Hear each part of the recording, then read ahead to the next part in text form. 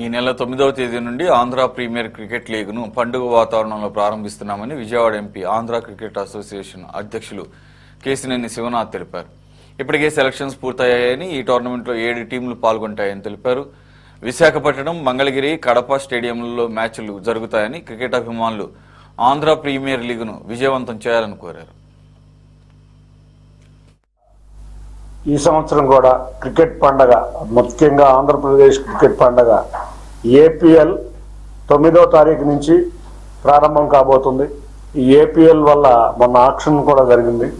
ఈ ఆక్షన్ వల్ల ఎంతోమంది పేద, అన్నిటికన్నా ముఖ్యంగా చక్కటి రూరల్ ప్రాంతంలో ఉన్న క్రీడాకారుల్ని 7 టీములు మేనేజ్మెంట్ కూడా ఆక్షన్లో పాడి అందరికీ ఒక చేయూతనిచ్చే విధంగా ఏపీఎల్ ముందుకు సాగబోతుంది.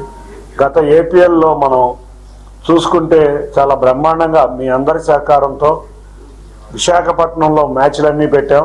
నిజంగా చూస్తే విశాఖపట్నం సెమీఫైనల్స్ కానీ ఫైనల్స్ కానీ సుమారు సెమీఫైనల్స్ రోజు అయితే 14,000 మంది ఉంటే ఫైనల్ రోజు 18,000 మంది ప్రేక్షకులు చూడటం జరిగింది. అదే ఆదరణతో మరొక్కసారి క్రీడను ప్రోత్సహించే క్రీడాకారులందరూ ఏపీఎల్ రేపు నుంచి 9వ తారీఖు నుంచి ప్రారంభం కాబోతుంది.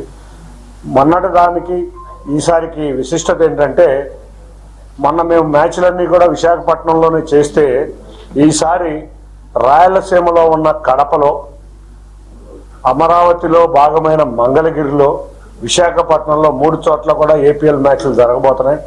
విశాఖపట్నంలో 9 నుంచి 13వ తారీఖు వరకు మ్యాచ్లు, అంటే ప్రారంభ మ్యాచ్ విశాఖపట్నంలో జరిగి 9 నుంచి 13వ తారీఖు వరకు మ్యాచ్లు విశాఖపట్నంలో జరుగుతాయి.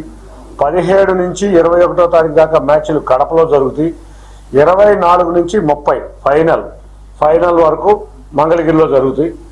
మనం చూస్తే ఇదివరకు విశాఖపట్నం ఒక్కదానికే చక్కటి ఫ్లడ్ లైట్స్ ఉండేవి. ఇప్పుడు మేము ఏం చేసామంటే విశాఖపట్నమే కాకుండా కడప, మంగళగిరిలో కూడా ఫ్లడ్ లైట్లు ఏర్పాటు చేసాం.